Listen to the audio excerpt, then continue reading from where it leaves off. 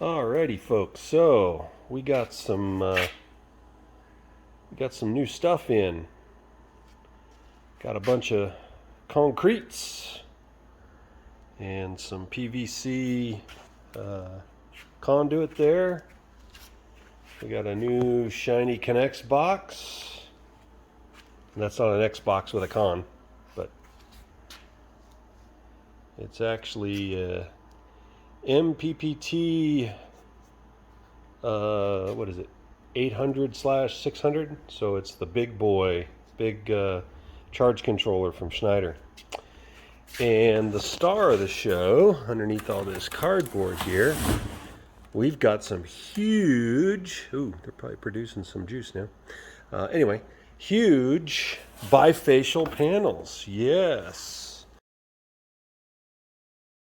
Let me just cover them up here. So these suckers can produce over 500 watts if you get some sunlight bouncing off the ground back up on the underside. So there's down on the underside there. So there's no white film on the back. It's just more solar panel front and back. Now these bad boys, see, I got the trench there. There's all the wood for the mount. JC and I coated it with copper sulfate. That's why the wood looks a little green there. Pressure treated wood these days is hard to come by and super duper expensive. This mount is already going to be over twice as much as our last one. So I got the trench there that's going to the garage, and right over there by that RV, we bought another RV to put on the property. Our daughter's going to come hang with us for a while, and then we'll see. We got some future plans possibly for that other RV there.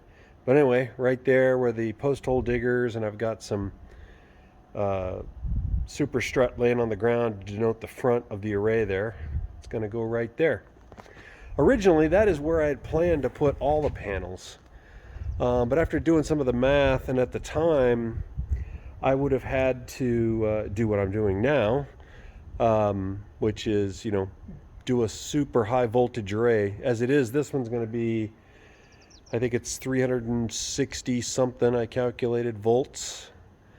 The two that I have now are smaller. They're, less than 150 volts. Actually, most of the time they produce under 120 volts. But at any rate, we needed to do this because the length has to go all the way across there and then into the garage and then down across the garage into the control room. So that's probably a good 60 to 80 feet, I would say. So in order to get around the voltage drop, we're going to do 6 in series and 2 parallel. So I'll have 4 cables going into that trench there for this.